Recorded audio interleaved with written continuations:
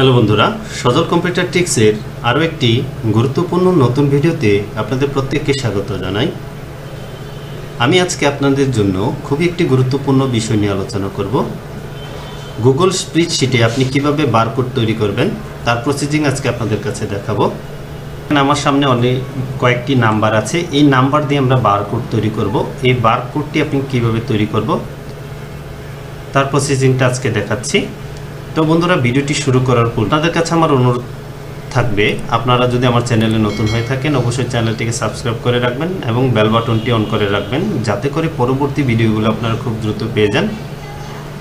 আর যারা যারা আমার ভিডিওটি এবং আমার ভিডিও রেগুলার দেখছেন এবং চ্যানেলটি সাবস্ক্রাইব করেছেন, আপনাদের অসংখ্য ধন্যবাদ। আর যারা যারা আমার এই ভিডিওটি ফেসবুক পেজ থেকে দেখছেন অবশ্যই পেজটিকে ফলো করে যাবেন এবং একটি গঠনমূলক কমেন্টস করে যাবেন, যাতে করে পরবর্তী ভিডিওগুলো আপনারা খুব দ্রুত পেয়ে যান। তো চলুন বন্ধুরা, প্রসেসিংটি দেখিয়ে দিচ্ছি। বারকোড তৈরি করার জন্য প্রথমত আপনার কিবোর্ড থেকে ইকুয়াল টু প্রেস করবেন। ইকুয়াল টু প্রেস করার পর এখান থেকে ডাবল কোটেশন দিবেন। ডাবল কোটেশন দেওয়ার পর স্টার্ট দিবেন, তারপর আবার ডাবল কোটেশন এন্ড চিহ্ন ব্যবহার করবেন। তারপর এখানে প্রথম নাম্বারটা সিলেক্ট করবেন, সিলেক্ট করে আবার এন্ড ব্যবহার করবেন। এন্টার পর আবার double quotation star double quotation দেন এন্টার হিট করবেন।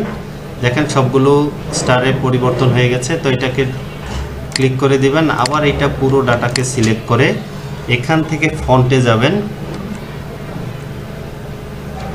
ফন্টে গিয়ে এখান থেকে দেখেন মোর ফন্ট, এখান থেকে যাবেন, লিখবেন হচ্ছে এই যে দেখেন এখানে প্রথমতই আমার আছে লেবেল বারকোড 39, এটা সিলেক্ট করবেন। সিলেক্ট করে এখানে ওকে প্রেস করবেন। ওকে প্রেস করার পর দেখেন এখানে প্রথমটা বারকোডে পরিবর্তন হয়ে গেছে। এটার পর এটাকে ধরে নিচের পর্যন্ত ড্র্যাগ করে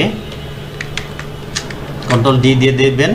দেখেন এখন সবগুলো বারকোডের সাথে আপনার নাম্বারও শো করছে। আমি একটু জুম করে দেখাই এটাকে, তাহলে বুঝতে পারবেন। দেখেন এই যে নাম্বারগুলো প্রত্যেকটাতে বারকোডের পিছনে নাম্বার দেওয়া আছে।